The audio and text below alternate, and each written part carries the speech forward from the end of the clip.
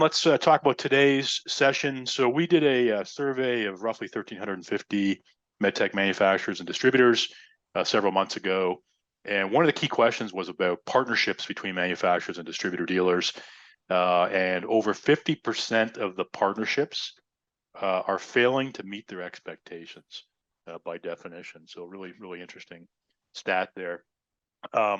And the interesting thing as well was the perceived failure rate was actually higher for manufacturers than distributors.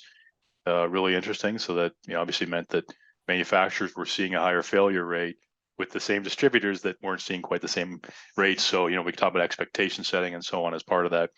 The top three reasons identified for failure were lack of focus on products, poor visibility into sales pipeline, and lack of communication. So those were the top three reasons. And obviously the impacts were lost revenue, lost time, lost ground to competitors in those markets. So, it's a great underlying set of statistics as we move into the webinar today. I'm going to ask Angela just to bring up a quick poll question. We'd be curious to hear what you think. So from your perspective, what percentage of your partnerships do you feel need improvement or replacement? 0%, they're all perfect. 20% of them need to be improved or replaced, all the way up to 100% of my relationships need to be replaced. I hope none of you answer 100%, but we'll see what the results are here. So we'll go ahead and do that poll, and we'll just give it a second or two to compile, and Angela will share. Okay, so maybe a little lower than our general poll, a little higher success rate, perhaps, but I have to kind of crunch the numbers there, but that's great. Thank you for doing that. I will mention, by the way, that so Kyle and Scott and I did a presentation, I guess it's almost 2 weeks ago now, in California at the Medtech conference, where we touched on some of these topics today. If you happen to be there for that, this is a deeper dive today into building successful partnerships globally and some of the key aspects of that. So let me get started with introductions here. I'm really excited to bring this panel to you today. We had great feedback from the Medtech conference about bringing the distributor voice, the distributor dealer voice, to these conversations. And so I'm very excited today to introduce our three panelists. We'll start first with Alon. Alon has over 15 years experience in the pharmaceutical and medical device industries, currently serving as the CEO of Tradescat, focused on the distribution of innovative healthcare solutions in Israel. His experience spans sales, marketing, product management, business development. He's passionate about growth and excellence and has successfully launched products in expanded markets. And in his spare time, he also serves as a board director with Plexidoc and Realize MD, contributing his expertise to startups in medtech. Thank you for joining, Alon. Appreciate it. Kyle, yes, thank you. Kyle Johnson has more than 15 years of experience in the healthcare products distribution business, including with Cardinal Health. Kyle is currently in the U.S. acute and EMS pre-hospital markets with Sarnova. Sarnova is a very large national distributor in the U.S.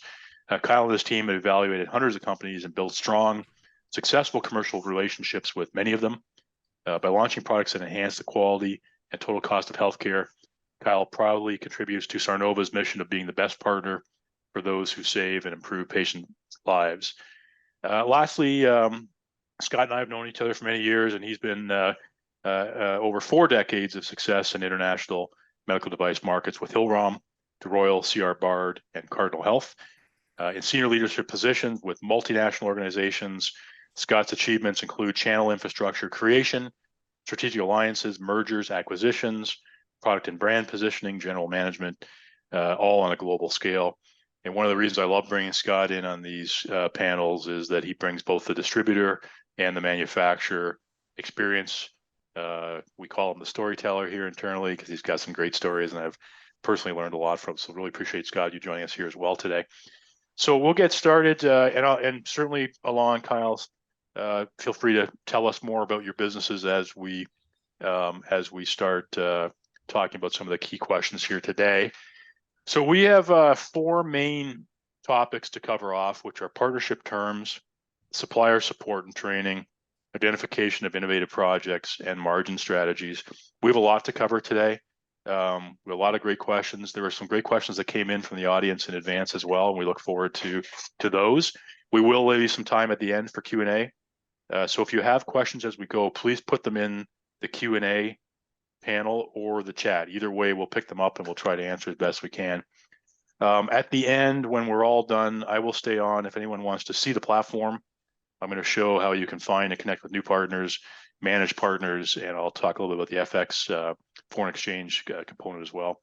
We tend to do that after the hour, though, for anybody who wants to stay on. So no obligation to stay, but we're happy to show you that as well.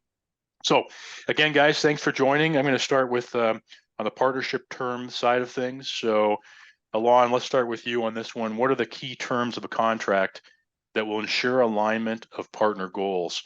And what are some of the clauses to avoid in contracts, if you have any thoughts on that? We'll start with Alon. Yeah, thanks, Scott. Great to be here. So we have the opportunity to represent both mature companies such as Johnson & Johnson, Boston Scientific, but also medium-sized companies and small companies with all modalities. And for all of them, the contract is usually something that we never go to unless we have a problem.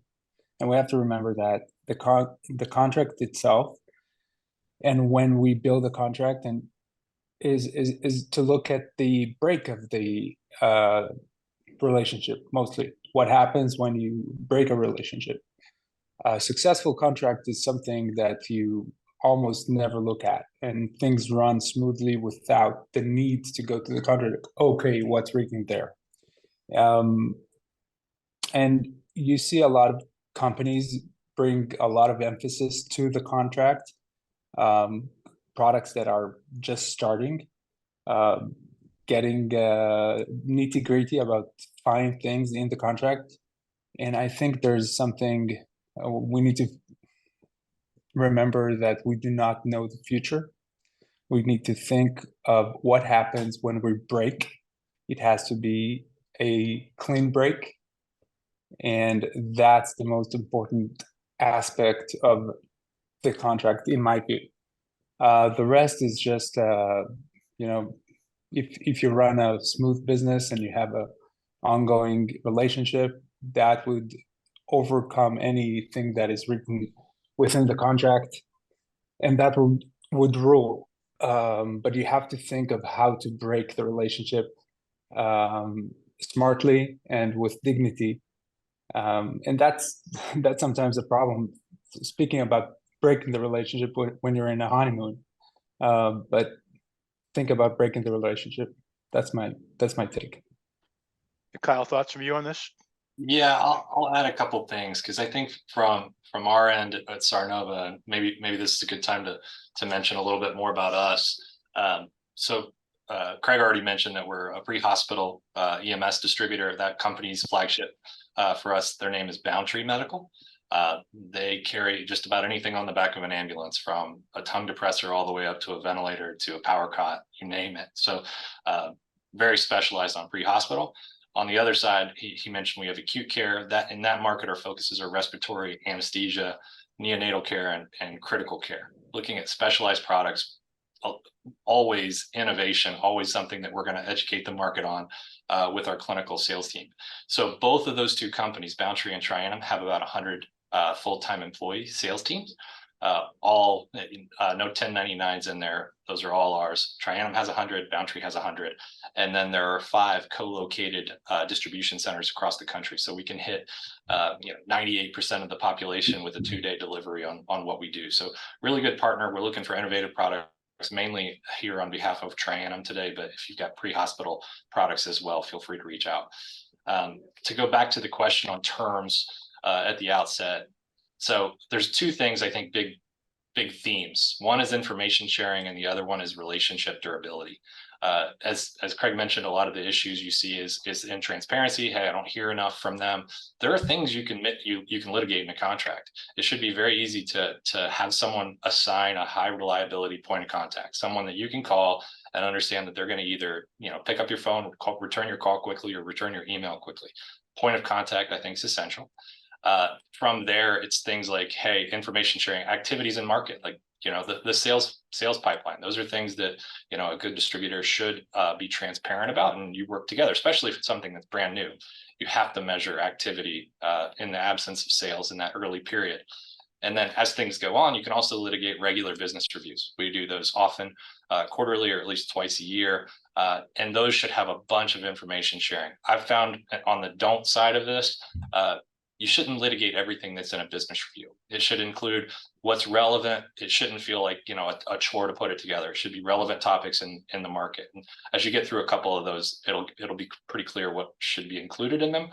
Let me pivot to relationship durability. So of course, naturally, the term length is obviously where you start. So the longer, the better for a distributor. We're going to get into some exclusivity discussions later, but I mean, at very least, with a distributor that's really going to be your tip of the spear into the market, you should think about giving them some protected period of time where it's just them. The more you can encourage full engagement of the sales team to know that, you know, they're not out there competing with another distributor also has your product in the bag is very good. And I won't hit on any more on exclusivity for now. On the other side, again, relationship durability. This is a creative one that we've brought into a couple contracts and we'll continue to bring it forward. If you're an exit-minded manufacturer, then you think, you know, you're trying to get through 5 years and then transact to a strategic, that's fine. And a distributor should be able to help you get there. One of the things that we worry about on the distributor side is if that happens and you sell to a strategic, where are we left? Are we high and dry after our engagement? So one of the creative things that you can play with is some type of change of control benefit for the distributor. In the event you get paid out and you cash in, there could be some element of bonus in that, especially if it's earlier in the relationship and you can phase it out down the road. But help your distributor feel like, you know, hey, they helped you build that market. And if it leads to a transaction, you should reward them financially too. But that's my take, Craig. Yeah, that's interesting, Kyle. How long has Sarnova been doing that in general? That's something recent? The first one we did, I think, was 2021. So it's been about almost 3 years now. Interesting. I mean, it's, as we all know, a very acquisitive market, both on the manufacturing side and on the distribution side. Scott, do you want to add anything to that? I've got a question. You're going to tee up next, but do you want to add anything to that one first? I would like to actually, where my thoughts kind of went on this topic this morning was, you know, we'll be talking a lot about collaboration between manufacturers and distributors. And often, you know, I work both sides of this equation on the distribution side as well as manufacturing. And, you know, manufacturers, as they're expanding and growing, have they have responsibilities to their board and to their shareholders and to themselves. And often when they're entering a new relationship, the contract tends to be, you know, focused on getting a contract, getting a commitment. And I think the warning here to avoid is when it's all about just an order, a stocking order, inventory, that can be dangerous. So putting on my distributor hat, I've seen it where, you know, distributors sitting there with inventory that's got expiry dates on it, sterilization or use by dates.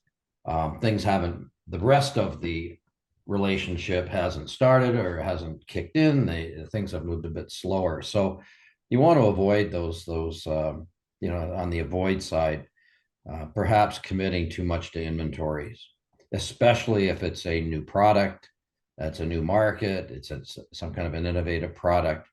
Don't buy into that pressure just to own that supply. So be very, very careful. Yeah, I don't know. You and I have shared some stories on that previously. So Scott, I'm going to turn to you on this one, and I know it's something that's very sort of personal for you is key performance indicators. So when medtech manufacturers and distributors start working together in a market, why is it so important to establish KPIs or key performance indicators, and maybe give some examples of ones that you think are important in terms of managing success together? Sure. I mean, KPIs, again, when you're entering that relationship, they move you away from just the numbers. Not saying numbers aren't important, but it moves you away to, you know, it's not what you're saying, it's what you're going to do. I think that's really important. I mean, the path to success is paved with good intentions, right?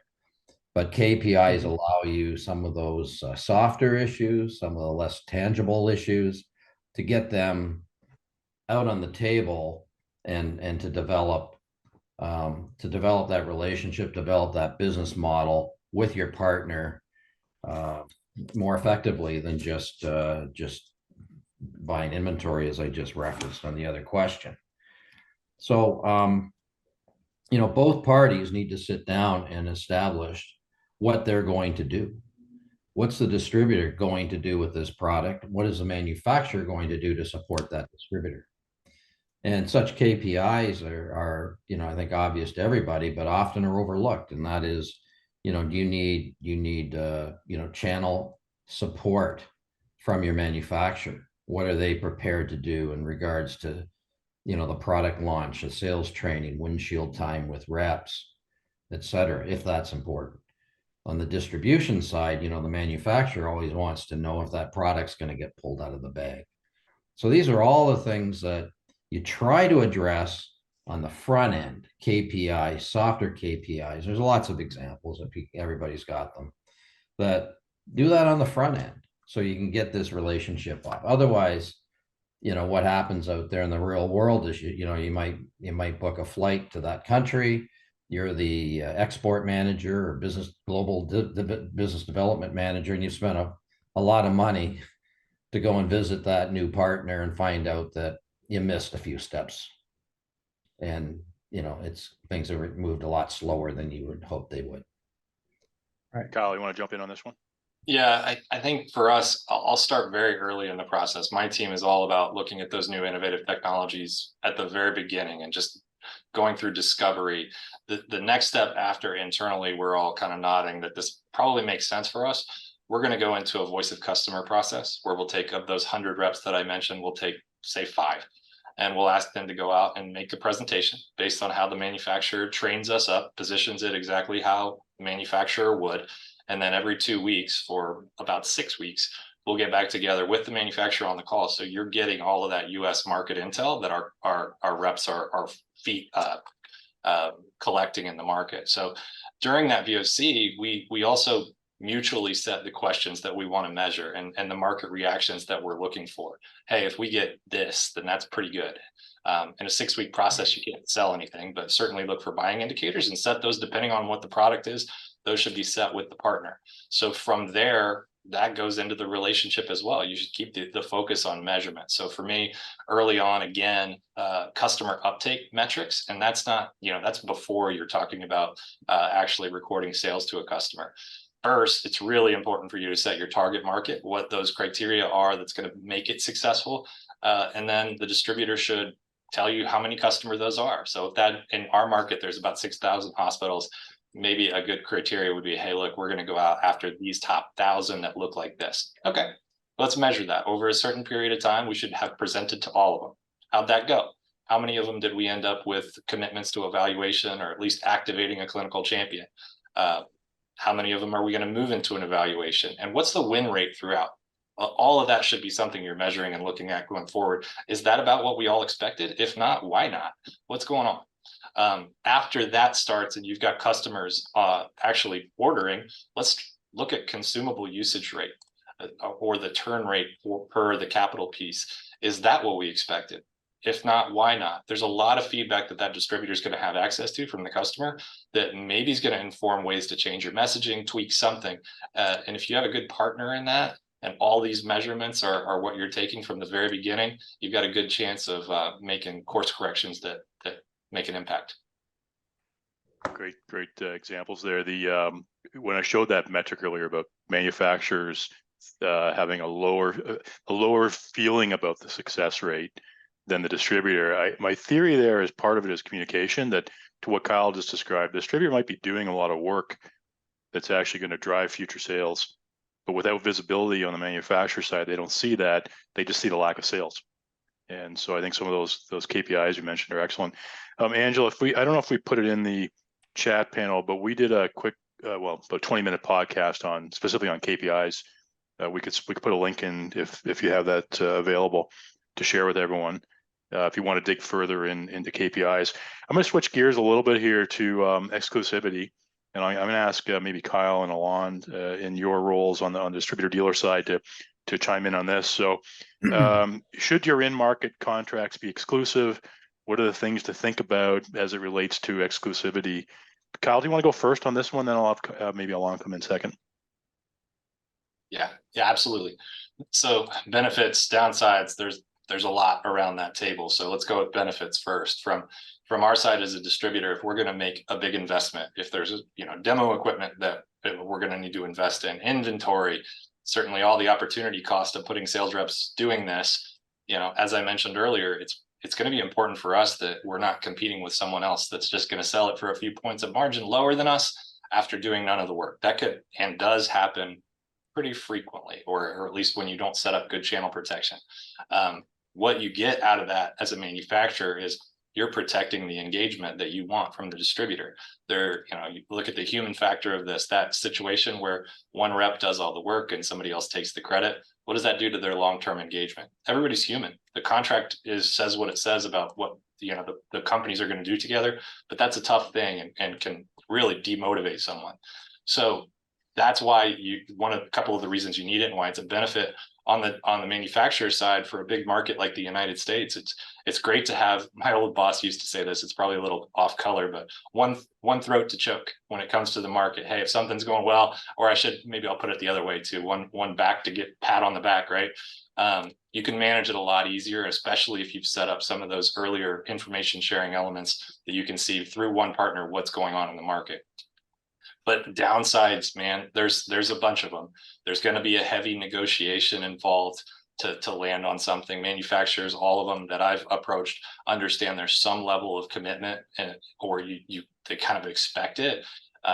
On the other side of us as a distributor, especially if it's new and innovative, it's hard to say how that's going to go. Even if our VOC captured everything we thought we would, if we commit to a high number and then can't reach it, all of that investment that we did up front is gone with none of the benefit of actually selling the product. So it's risky. You have to find out through these processes, especially early, that you've got a level of trust with the leaders and the people you're interfacing with the distributor, understanding exactly how transparent they are and engaged from the very beginning, and know that they're going to give you the effort. I mean, the one thing, how to think about this maybe a little differently than the numbers, and you're going to sell this, is what I talked about a little bit ago, is partnership.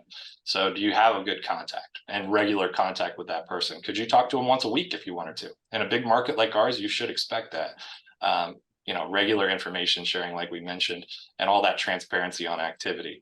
If everyone in a new innovative product is aligned on what effort is taken and what specific things need to be actually done that would lead to success, if those things are being done by the distributor and you can prove it, now it's about talking about how we solve this thing rather than, hey, distributor, why aren't you coming through for me? So if exclusivity is a double-edged sword, but it's something that is almost required, especially if you're going to bring forward a new innovative device. Perfect. And Alon, do you want to follow on there? Well, I think Kyle covered it pretty great. I just want to give a few examples. I tend to ask when there's a request for no exclusivity terms, why? Why would you not want me to be exclusive? And the question raises, a scratch. It's uncomfortable, but we have to face it. Why do you prefer a non-exclusive relationship? And perhaps you think that you can go with a different route. You can go with another distributor. You can have multiple ways to change your mind within the contract, but you must find exclusive relationships. And I think this is a must. So I would stop there, if that's okay. Yeah, fair enough. That's great feedback. I'm going to switch gears here a little bit into supplier support and training. We do have, like I said, quite a few questions to get through today, so I'll keep things moving here. But certainly, I'll reiterate with the audience, if you have questions that you want to dig in further, please put those in the Q&A, and we'll do our best to hit those as we go along. I see some questions have come in already. And I should also mention that our panelists have agreed to give you their contact information. I'll bring it up at the end. There may be some relationships that come out of this. So I noticed one already that reached out. So, okay, so in terms of supplier support and training, Can you describe some examples of successful partnerships that benefited from strong supplier support and training, both upfront and ongoing in that relationship? Alon, we'll go back to you first on this one, then I'm going to ask Scott and Kyle to chime in as well. Yeah, this is the most important aspect. Imagine success. Why would a surgeon use your device? Why would a physician feel comfortable prescribing your device or your drug or whatever it is? Imagine success. It requires an immense amount of training for the staff, for everybody to make the physician feel comfortable. And that's the biggest emphasis. We have our own training facility where we train physicians. You want to look for that. You want to look for small training, not 300 people in a conference when you don't have really the ability to stand out. You want to be precise in the trainings that you take, and from my experience, the best number is a 6-to-1. So a trainer and 6 trainees. That creates a great environment, and I would encourage many 6-to-1s. Of course, there's a train-to-trainer. You want to have someone who is very much with you and is probably a physician or a very mature employee that is able to train other trainers as well in order to scale. So big emphasis on that. That builds relationships. Scott? Yeah. Look, there's a lot of different types of distributors out there. We've compartmentalized it with my Caribou, where you've got national distributors, you got regional distributors, you got specialty, focused, and then you've got the logistic type distributors. And I think this all kind of plays out in regards to manufacturer support. If I'm a distributor, I love it when the manufacturer's out there helping. But it's got to be aligned with what your agreement is on the front end and what your margins are. The distributor has to, step up and not get, let's say, lazy about it, knowing that the manufacturer is going to show up every so often and do the work, do the heavy lifting. And on the manufacturer side, you're going to burn yourself out if you're giving away a lot of margin and you feel you've got to do all that heavy lifting. It's kind of how it plays out in the real world. And those listening, I hope are nodding their heads and saying, yeah, they've got relationships like that. On the manufacturer side, the worst case scenario is when you get there and you realize that things aren't really happening when you're not there. So your role as a manufacturer is to, give that support to that distributor partner, but be developing the distributor partner, not just developing the market. You've got to balance that out. It's like raising kids, I guess. You don't want to always do it for them. So Perfect. Kyle, do you want to chime in on that one? Yeah, I think the one thing to mention is for us in the US market, a lot of our manufacturer partners do have some reps out there to overlay on top of ours, and that model works well, and you can tag team accounts in that regard. The more complex your product is, maybe the more you as a manufacturer want to be there for big important implementations and evaluations, and your distributor should welcome that. But to Scott's point, you don't want them to lean too heavily on you. So I would recommend building, we call them rules of engagement documents.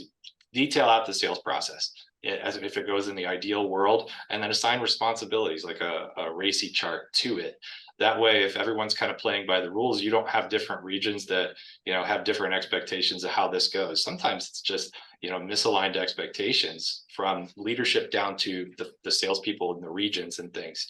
I think honestly, that is one of the most important levels of really good interface is important, is at the rep and at the region level.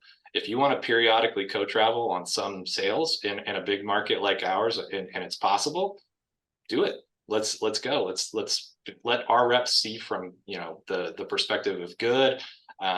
If you're able, or the distributor is willing to have you on their region calls to either give new content, give refreshers, hear pipeline updates and things like that, you should be welcomed through that partnership approach that we talked about. Those are really important ones. Let me go on the other side where you maybe you don't have a lot of reps in the field. We had this recently with 2 different manufacturers, and I'm going to tiptoe around it, not to, you know, tip confidentiality. Both of them came to us and we co-branded them under our private label product. All they had was their you know, set of SKUs, but it was one product line.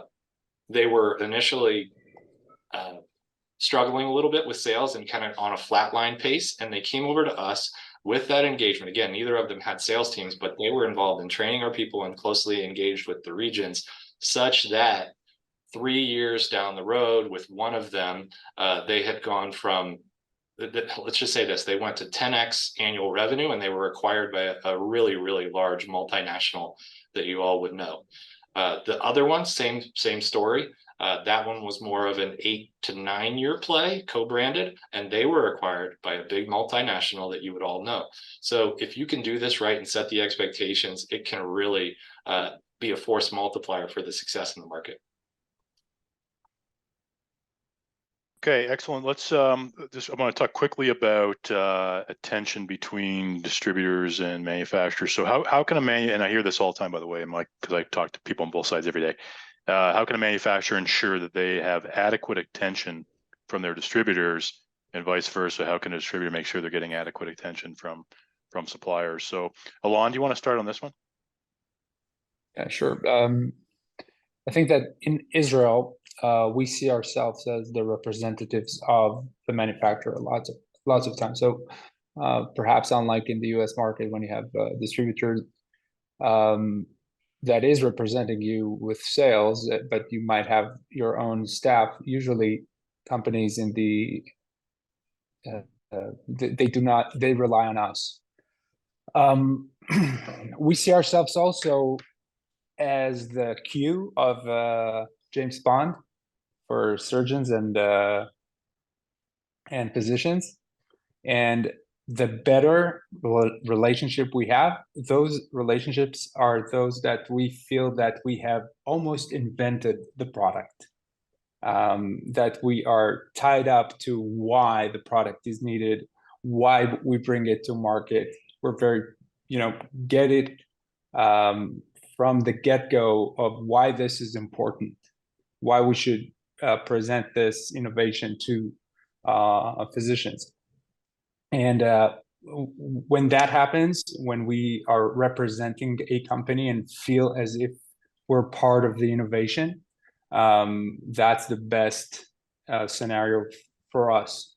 Sometimes, though, when an ongoing relationship is already existing, there have been some cases where things are going okay or well, but there's a new manager tries to look at things differently and to inspect, and maybe the product is not very big, and they don't look at the attention span that we have. We need to be concise. We have to be very much to the point sometimes. And we can feel when it's not honest, when it's just being with us and trying to take airtime from our reps. So know that we have alternatives, and the way that we're going to choose you as the alternative is to be part of you, part of your company. So no red tapes. Don't make us feel that, okay, we are cognizant about what we share with you or not, these kind of things. Hey, Kyle, you're, obviously good sized organization, quite large in terms of distribution. You've got some clout. You're also in the world's largest market. I'm curious your thoughts on this and whether it is an issue for you at all. It can be. Typically we don't struggle with the manufacturer giving us attention. it can be a little bit of a different struggle. And that's about, if your distributor brings you, especially in a big market, their barriers or whatever they're encountering in the market, whether it's an objection or, you know, something that's not totally jiving with the clinical workflow as it is, your product fitting with how clinicians do things today, you really have to respond. So whether that's just basics of scripting the objection handling at a very minimum, like, hey, let's position this, make sure we're all doing it the exact way and see how that works. That's the lowest bar. Maybe you need to take that to the next level and have a collateral piece that helps identify and address that objection early and builds, you know, with some references behind it. Maybe even, it's a little tougher for early stage companies to do this, but you might need to have some product changes that come from this objection. And if the manufacturer and the distributor, one, the manufacturer hears it, and then two, collectively they can do some measurement to see how big of an impediment it is to their future growth, that's a big deal. Because if you, as a distributor, if all you're hearing is do it, sell it, sell it, sell it, and not getting, you know, partnership to help to handle those common objections, then that's tough. So that's what I would put there. The rest of it is all about access and information sharing that we've already covered. Yeah, I covered a lot of it, but I'll just wrap this question up by saying and referencing your rules of engagement, Kyle, that you mentioned, and visibility. I think it's a question of visibility. You know, visibility is, you know, can be dealt with in the KPIs, you know, whether sales pipeline or activity levels and things like that. You know, I traveled the globe establishing a distribution infrastructure for a company out of Australia. And, you know, I wish I had better tools at that time, better rules of engagement and better tools. Things really happened when I was in that country working with those people, but it's what's going on in the gap. You know, you can only travel so much before you burn yourself out. So I think that you know, that's a loaded question, and yeah. But I like the rules of engagement, and the visibility I think is really key. Yeah, and the only thing I add is one of the things I heard recently from well, several times actually, was that from a manufacturer perspective, sometimes you know, the shiny object, the big market is where you're really focused, but sometimes it's a smaller market where you actually succeeded. The example I was giving was they were going after the German market, which is the third largest in the world, I believe, and ended up having way more success in Poland. It just was a better opportunity for their products at that time with the right distributor. So I think in terms of getting, you know, focus from your partner, we should keep that in mind as well. Okay, we're going to move into identifying innovative products. And this is one we hear all the time. Obviously, we were just at the Medtech conference where there were a tremendous number of great innovative products and companies being represented there. So distributors, dealers are always looking to add innovative products to their portfolio. What are the risks and rewards of working with early stage innovative companies and products? We'll start with Kyle. I got to keep an eye on time here. We do have a lot of questions, so we might just touch this one pretty quickly. But do you want to jump in on that, and then we'll keep things moving here? Yeah, I'll go super quick. I mean, timing is what we're talking about here. There's tons of benefits for us as a distributor to have access and have these in our bag. The halo effect of being innovative comes onto us all day long. For us, trailblazing, it's great. First mover advantage in the market. If you're the first one that has something like it, there's benefits that last for that. From a manufacturer side, getting engaged with your distributor, they're going to give you really good, honest perspectives. Like through our process of doing VOC, we're going to collect information that's directly from end users that you maybe are not getting totally unfiltered. Early on, innovative companies are talking to, or at least getting a lot of attention from early adopters that are already interested when they come in the door or you know, call you. That's not what we're going to get you. We're going to, you know, we'll do targeting and make sure we're in the right places to fish, but you know, it's the selection bias is out at that point. Let's move on the risk side. It's, you know, if you're too early, it's going to set up frustration on both ends. For you, the manufacturer, maybe you got a stocking order out of it, but low sales are not meeting expectation. For the distributor, yeah, they have low sales. Maybe they invested in inventory, and they're certainly investing on the effort to go try to sell this thing, bringing their reps out of the field through training. All those costs add up, and the distributor is going to be equally frustrated through this. So it's all about timing. For my company as a distributor, if we go too early, we're doing free market development work, and that is not scaled manufacturing. So we take your strategy again that we pressure test in VOC, and we take it out and see if it resonates. If it's ready to scale, then that's our measure that it's time to jump in, and it makes sense for us to go out there. If it's too early, then it doesn't make sense for either party. Hey, Kyle, do you this, in terms of both your companies really, are they open to playing the role to help that last mile of registration certification in the U.S. market? Yeah, so on our end, when it comes to like regulatory and things, we don't have the expertise for that, so that's not going to be us. Through that early VOC process where we're bringing you along in terms of what customers are saying, you could actually identify some KOLs through that, and we whether we move forward or not, you can work on developing those KOLs afterwards. But in terms of formal processes, it's not a huge part of what we do. Well, you mentioned KOLs, key opinion leaders. We actually have a session lined up for November 8th, which is entirely focused on key opinion leaders. I'll flash that up at the end if anybody's interested in pursuing that topic a little bit deeper. Alon and Scott, anything you want to add on this one around innovative products? And maybe two aspects. First, make sure your distributor has a clue on market access. So how does he get reimbursement to this innovation? The new flashy thing is nice. Make sure he doesn't use your product in order to gain his foot in the door and create himself more awareness of other products, and just use of your flashy new design. So if you ask yourself, does he have market access abilities with this innovation? That's key. And look at other examples where he took a product and was able to get it reimbursed. That's my take. So new products and new innovation is exciting for everybody, and everybody wants to change the world and save lives and everything, but it's hard. No matter what it is, it's hard. And every product started somewhere at some point in time. I think manufacturers need to do two things.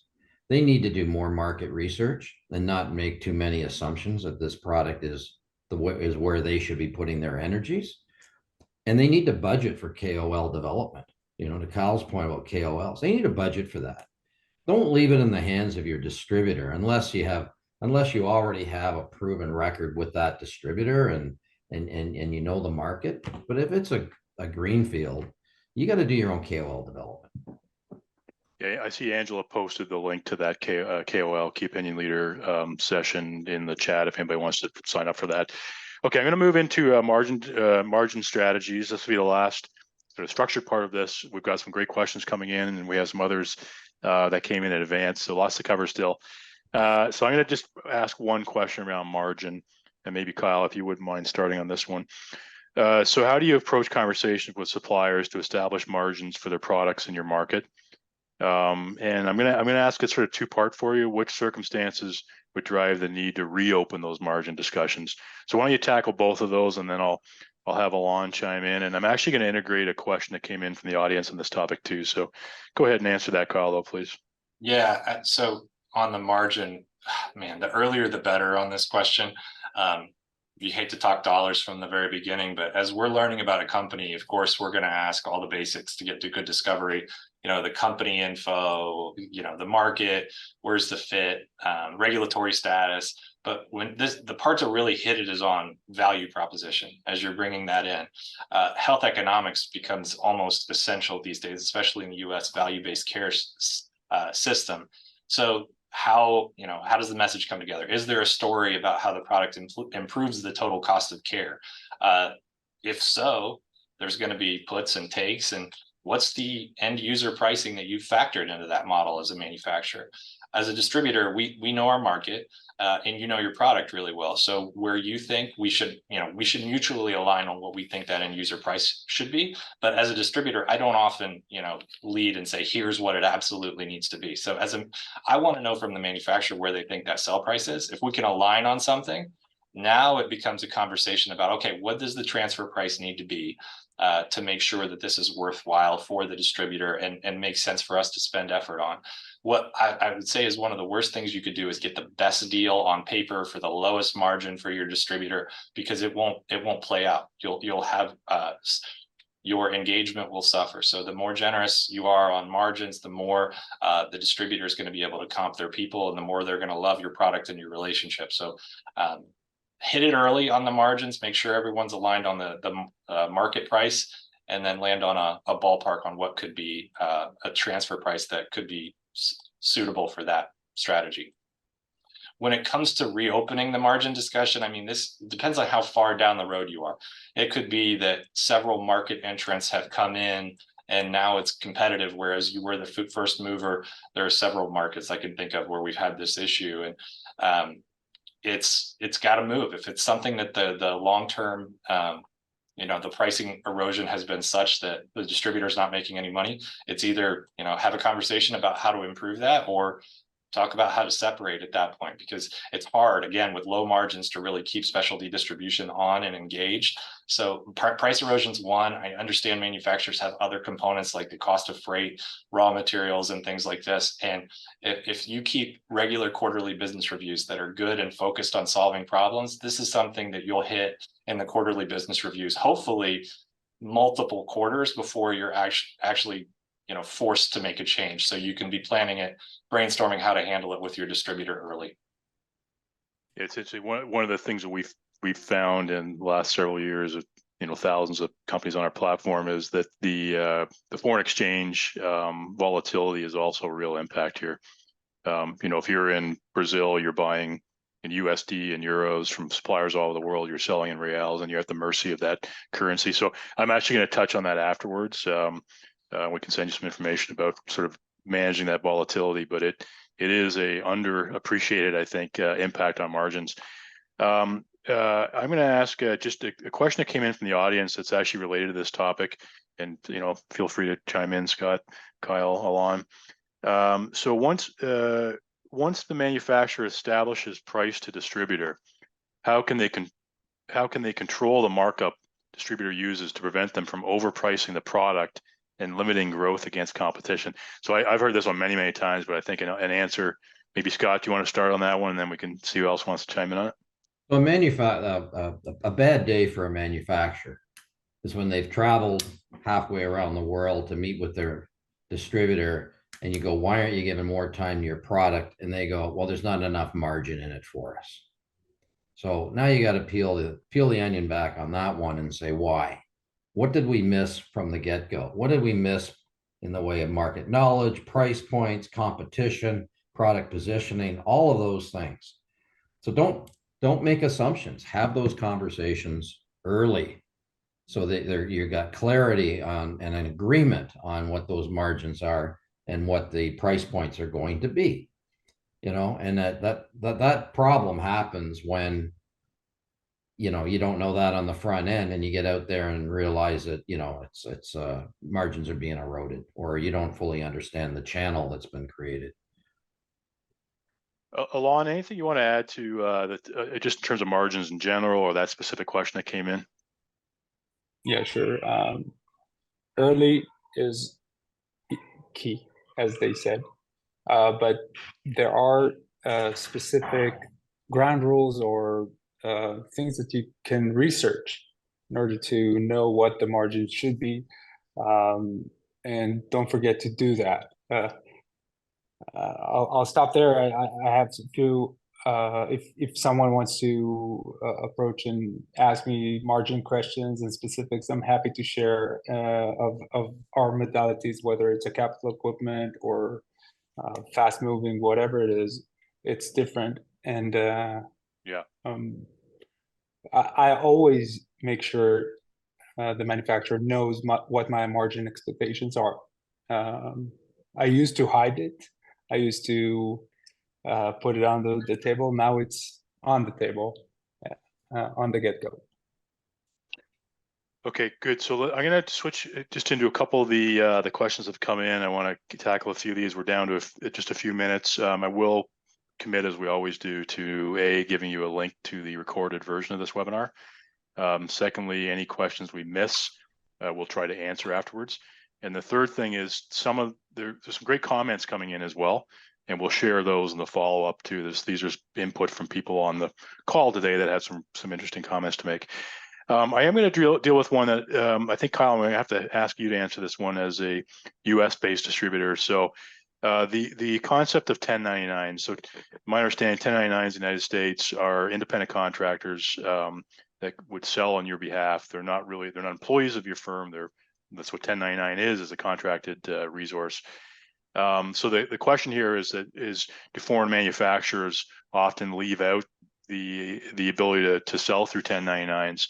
In particular, I think in the U.S. market, where you've got sort of stocking distributors, in the words of this question, where what we would almost say box shippers, distribution logistics, as opposed to an organization like yours that has 100+ sales reps on the ground in both your companies, or each of your companies. So any thoughts on 1099, where that fits in, how you see that from a Sarnova perspective? You know, it's something that I always mention out of the gate, because I think there is sometimes a stigma on those 1099s is because the company that you're working with that's employing those folks, you know, you're not everything that they're going to do. And how do you know? Now you're worried about, as a manufacturer, how am I going to fit in this distributor's bag? And then how am I going to fit into their 1099's other bag among things? So it adds a level of like uncertainty beyond a little bit. So that's part of it. And I always lead with that we're all full-time employees within our sales team for that reason. This is one where if you feel passionate about having some of those folks out there, I mentioned how you could use an overlay model. A lot of manufacturers that do have reps in the United States that are full-time employees of the manufacturer employ those folks. You could have some 1099s maybe that are doing the same thing. So to avoid them being full-time employees of yours, there's an overlay. When you know the distributors reps, our reps are successful and sales go through, that person then gets compensated for their tag team effort in the whole process. But you know, I haven't been engaged in a lot of relationships that use these, so I don't have a ton to give. But I do understand the challenges that come with that, you know, uncertainty of what that rep is carrying. I'm going to ask. So I know the person who asked that question, and I'd love if you get a chance to put your thoughts into this. I'll make sure it gets distributed afterwards. I know you've got a lot of experience with 1099s. The person asked the question, so I know Stefan as well. Fair enough. Yeah, so feel free to just add some comments there, and I'll make sure it gets distributed afterwards as part of this. There's a question here that directed to Alon, but I think it would be a great question for all of you, which is, what are the top 3 areas that manufacturers typically disappoint you as a distributor? So Alon, I see you're typing on that one. Do you want to answer it first? Yeah, I was typing on it. Yeah, I'll answer it like this. So one of the things that do bother me is preferring direct markets over distributor markets. So over time, you will grow, you will go direct into some areas, and you start treating your own and create this gap between distributor markets and direct markets. And when that happens, we feel that, you know what, our physicians don't deserve that. They don't care if it's a direct or non-direct. They need to feel part of the manufacturing company. And when a company does that well and creates synergy between distributors and direct markets, that's a bomb. That's great.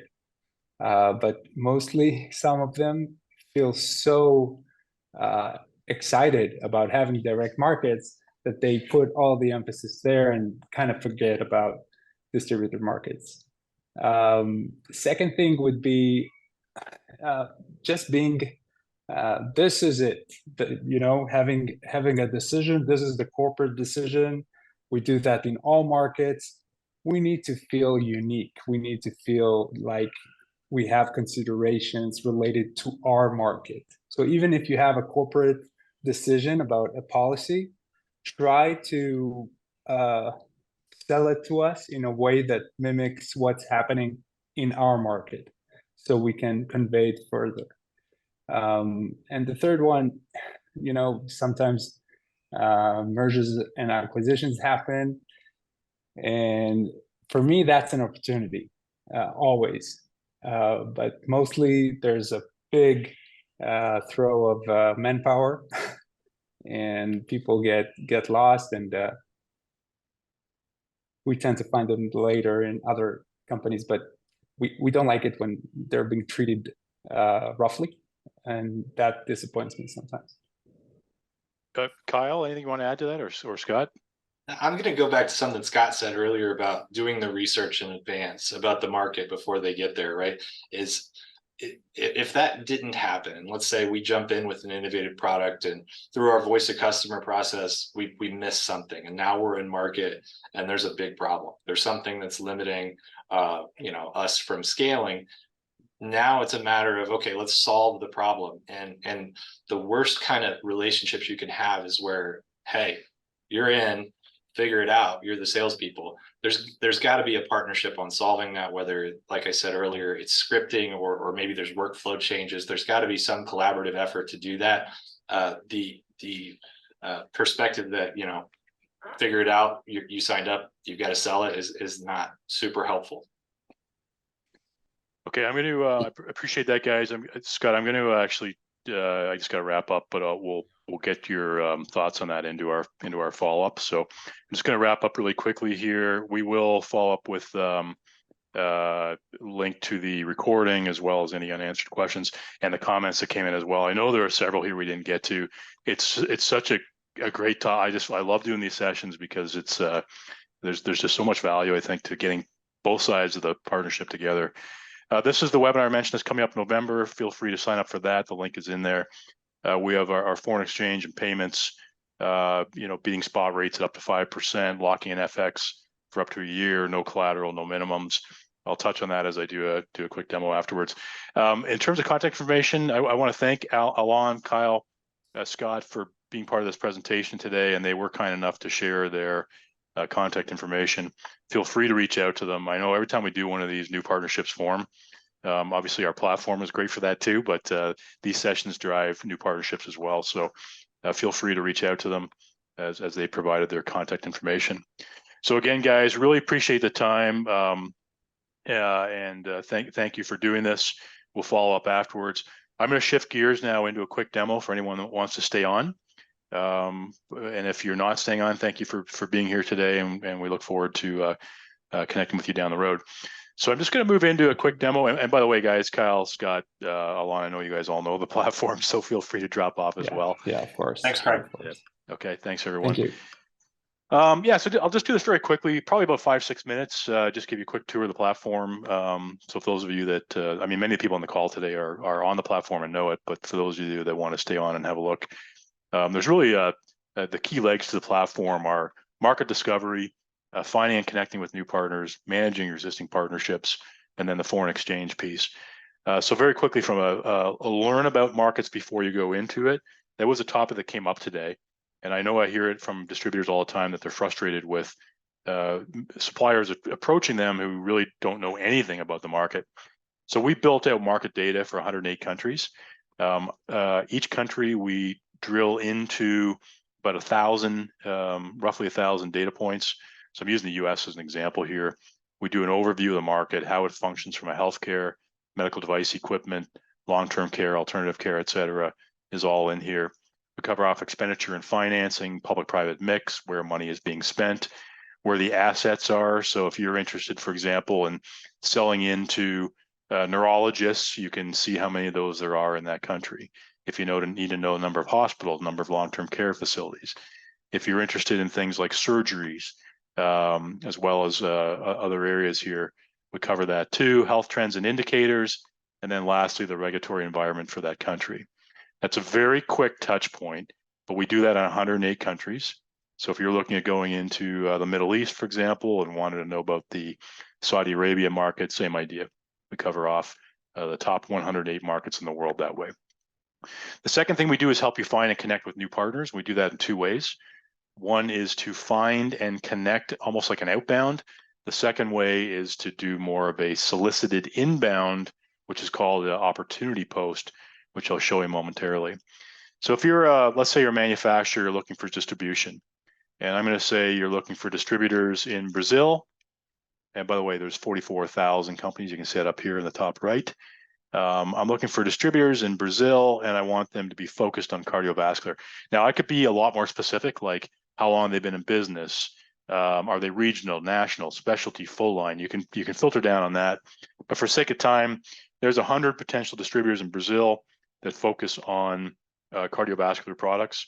You can view their profile. You can view their detailed profile, their web page, their LinkedIn page, a little bit about them, how long they've been in business, what products they're focused on, what categories, what call points. So what do they sell and who do they sell it to? Not specific names of companies, but product categories, call points, etc. So we do that for each of those companies. And if you were ready to connect to that company, you could hit the connect button and connect with them directly through the platform. Similarly, if you're a distributor looking for a supplier, you could say, I'm looking for manufacturers of cardiovascular products, and that's going to be 1,470 across countries all over the world here from Argentina all the way down the list. And then I could get more specific, for example, and say I'm looking for catheters, and I'll apply that. There's 107 catheter manufacturers. And then I could be even more specific and say, you know, I'm looking for suppliers from China, or maybe I'm looking for suppliers, but not from China. For whatever reason, you might be doing so. So that's ways you can do that. Same idea, you can connect with them through the platform. Now, opportunity posts are, I should say, a much more powerful way to do what I just described.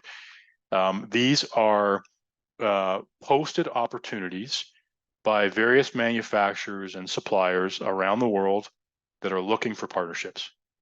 And so I look at this almost like a job posting, but it's a posting for an opportunity. So it could be a distributor in the US like Sarnova looking for a particular product to add to their portfolio. It could be a manufacturer in Argentina who has a product and they're looking for distributors in Brazil, or whatever those different mixes might be. We see people using for mergers and acquisitions, trying to find targets for that. We see it even, you know, distributors coordinating with each other to share shipping containers would be another example of an opportunity post. So I'm going to show you just a couple examples here. You know, here is a manufacturer in Germany called AirMed Plus. They are looking for distributors in these countries. And the reason, by the way, these are showing up as checked would be if I'm a distributor and I already have those countries, then it's gonna show those as part of my matching. So they're looking for distribution in these countries. They've described who they are, and they've even included lots of great documentation here. There could be videos, could be product fact sheets, etc. And I could click on any one of these and read more about it. If I'm ready to respond to them as a potential partner, they're going to ask me, in this case, 4 custom questions. They want to know about me, okay, as a potential distributor. Similarly, here's an example. This is a US-based distributor, and they are looking for very specific things. So this particular company is looking for ophthalmology-related products, so otoscopes, eye pressure monitors, etc. They sell into military and other governmental organizations in the US, and they're looking for products. So in this case, suppliers looking to respond to them. Now, what it does is it will actually sort all these opportunities by match score for you. So if you were looking at this from your perspective, don't read too much into mine because I'm my caribou in here. I'm not actually a manufacturer or a distributor, but you would see this column called match score, and it will actually rank potential opportunities that are matching for you as an organization based on your product categories, your call points, your markets, etc. It's an amazing tool, and we're having a lot of success with these opportunity posts. So learning about markets, finding partners in various markets, those are 2 great uses of the platform. I'm going to show you the one that's absolutely critical. Is it ties back to everything we talked about today, which is that's all great. Let's say you find new partners, now you launch those partnerships together. We still know that the failure rates are high, and they're high because of the things we talked about today: communication, collaboration, goal setting, sharing information, training, establishing margins, all the things we talked about today. And so what we built was a set of tools that help you build those, manage those partnerships, collaborate in those partnerships in a single place. So if you look at this, this is my view of the world. And again, this is just a demo environment in this case. But In Australia, I'm using these two distributors. In Argentina, I'm using BMed. In Brazil, I've got these two, and so on and so forth all across the world. What this does, if you look at in Canada, I'm using Medtech Supply. What it does is establishes a place where you, the manufacturer, and me, the distributor, or vice versa. In this case, Global Cardio is the manufacturer. These are people on the Global Cardio team. Medtech Supply is the supplier, the distributor in Canada. And we've invited Mary Reese to work with us in here. So 4 people can effectively collaborate together in that specific what we call workspace together. So we can do things like sales forecasting, file sharing, discussions. You can see some of that right here, like, you know, conversations between myself and the distributor. We can share files and so on. But I'll show you just very quickly, the tool set behind this becomes a collaborative place where these 2 partners can work together. So I'm going to show you an example. We talked about KPIs today. So we actually integrate a sales plan between the 2 partners as well as KPIs right in this confidential shared workspace between the 2 companies. So we've established some very specific KPIs on a quarterly basis, and we can track the target versus the actual against those. Similarly, we have a sales forecast, and we can track that sales forecast in here as well between the 2 partners. Again, typically done at a quarterly level. We're about to actually switch this to allow you to do this in units as opposed to dollars or euros or whatever you want to do it in. So unit-based sales forecasting is actually coming out in a release in November. So that's pretty exciting because that was something that our clients have asked us for. You can have shared files between each other, contracts, business reviews, quarterly business reviews. All that can be done in here. We also have projects and many other things that are available to you. Now, if you think about where this actually takes you to is whether you're a distributor managing suppliers or a manufacturer managing distribution globally, it allows you to put all that in a single place and collaborate with your partners all over the world. I'm going to show you something really powerful with this. Let's say you're a supplier and you've got a new training video or something along those lines, a new product fact sheet, whatever it might be. You can actually take all, some, many, any combination of your partners. I'm going to choose all my partners globally. And I could send them a single message simultaneously. So I might say, hey, we're going to Medica. I'd love to meet with you there. Here's my meeting link, whatever. Or, hey, we need to update our quarterly business review schedule. Here's my meeting link. Let's get a quarterly business review scheduled through here. Or it might be something like files where you drag and drop a video, a link to a video, a YouTube video, a training a tool, a product fact sheet, a PDF, a case study, a white paper, a new white paper from a KOL, whatever it might be. And I could just drag that in here and it will, with basically 2 clicks, will distribute that to all my partners globally. And by the way, it's as simple as inviting them in here. It's free for them to be part of the platform with you and to do that. So a lot of the stuff we talked about today, better communication, better coordination, better collaboration between partners, really rolls up into this my partners view, and then in turn will actually roll up to your global dashboards and allow you to manage either your supplier globally or your distribution globally, all through a single platform here.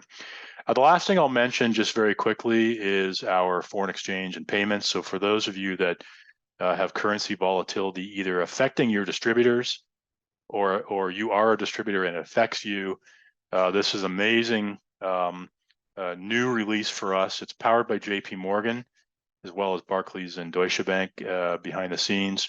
And we really do some key things around this, which is to reduce your costs of foreign exchange.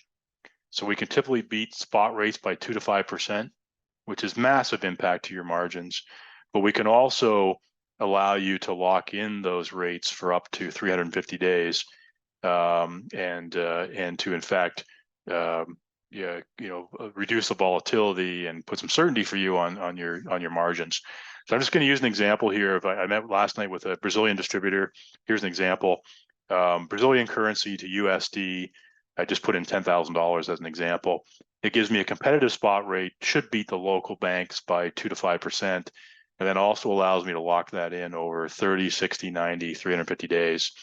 at very competitive with no collateral that allows you to lock in and reduce that volatility. And if you look at the volatility, it actually shows you in this case, the volatility between the Brazilian real and the US dollar over the past 350 days, 30 days, and so on. Now that's a big swing, 19%. But I also met last night with an Australian distributor, and this is really interesting because even the Australian dollar has volatility against USD to the tune of 20% plus over the last 365 days. So really interesting, great new addition to our platform. Our distributors and our suppliers can benefit from this. If you think about it being a distributor problem as a supplier or manufacturer, it's not. It affects your margins. If you see a drop in some markets, it may be partly due to that they're trying to source from you and the currency is now killing them. They're locked into long-term contracts with hospitals and clinics, and they're looking for alternative products from other markets because of the currency. So it really is an issue that impacts both manufacturers and distributors on a global basis. So we're extremely excited to be doing this with our customers. We've got a long list of companies that are onboarding, and we'll start taking advantage of this in November, actually. So very exciting. Last thing I'll mention, if you're still on the call and you're going to be at Medica, I'm going to be there. Would love to meet with anyone in person, which would be great. So that's coming up, and you can reach out to me afterwards if you want to do that. Here's my email address here. So I want to thank you all for staying on. Many people did. I appreciate that. That's great. If you have any other questions about the platform, please feel free to reach out to me, and we're more than happy to help you get on there, try it for free, try an opportunity post for free, and see how we can move you forward as you grow globally. So thank you all for your time. I appreciate it. Thanks for staying on the extra 15 minutes, and have a fantastic rest of your day.